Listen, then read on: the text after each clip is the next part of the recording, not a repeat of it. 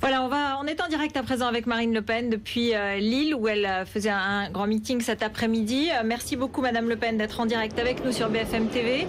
Vous venez de l'entendre, Nicolas Sarkozy a proposé, s'il était réélu, d'introduire une dose de proportionnelle dans le scrutin. C'est une de vos demandes depuis longtemps. Est-ce que vous dites que vous êtes satisfaite, que c'est une bonne nouvelle, que c'est une information intéressante ? Et Madame Elkrief, est-ce que votre rôle de journaliste ne consiste pas à informer le public que cette proposition avait déjà été faite lors de la campagne de 2007 par le même Nicolas Sarkozy et qu'elle participe des multiples promesses qui n'ont jamais été tenues? Vous voyez, parce que moi j'ai mon rôle d'opposant politique, mais vous avez aussi un rôle de journaliste, d'informer. Alors j'ai entendu que tout à l'heure vous aviez osé dire que je n'avais aucune proposition en matière de politique internationale. Et je pense que vous devriez peut-être vous renseigner, aller sur mon site Marine Le Pen 2012, dans lequel vous trouverez l'ensemble de mon projet concernant l'international qui rompt, c'est vrai, avec la soumission systématique aux États-Unis et maintenant à l'Allemagne. J'ai entendu que vous émettiez des critiques sur l'affirmation que je faisais et que je refais devant vous, que l'ensemble des abattoirs d'Île-de-France procèdent à la mort des animaux. Selon le mode on va reparler de la proportionnelle. L'égorgement des animaux. On va parler de ce que vous racontez sur les antennes, alors que ce que vous dites est faux. Par conséquent, je réitère.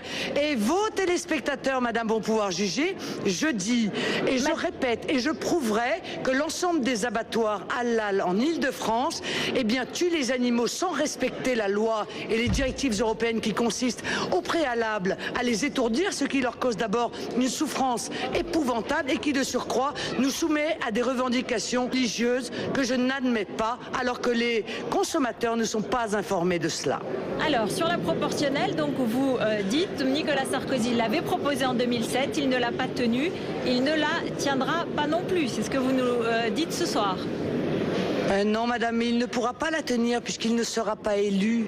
Parce que la somme de trahison, de mensonges, de mépris qu'il a exprimé à l'égard du peuple français et qu'il continue à exprimer en prenant les Français pour des sots, en essayant de se faire passer pour le candidat du peuple contre les élites qu'il a pourtant défendues et auxquelles il appartient, dont il a fait passer les intérêts particuliers systématiquement depuis 5 ans, défendant les plus forts contre les plus faibles, je pense que les Français lui mettront un carton rouge.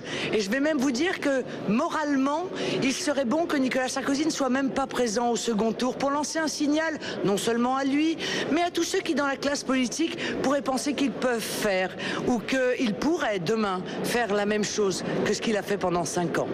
Est-ce que vous ne seriez pas un peu nerveuse ce soir parce que peut-être Nicolas Sarkozy est en train d'empiéter sur votre terrain et en brandissant les valeurs que vous-même évoquez régulièrement, il tente de récupérer un certain nombre de vos électeurs?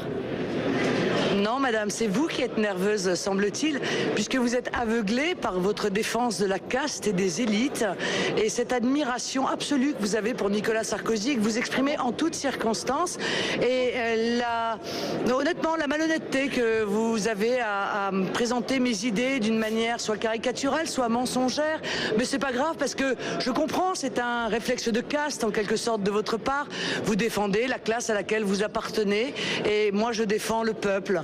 Et oui, tout cela fait une grande différence. Je pense que les Français ne seront pas dupes de cette différence. Les Français remarqueront effectivement votre agressivité ce soir à l'encontre d'une journaliste qui cherche à faire son travail et qui donne la parole à tous les acteurs, Madame, en l'occurrence. Qui donne la parole à tous les acteurs de la campagne présidentielle, comme vous le savez.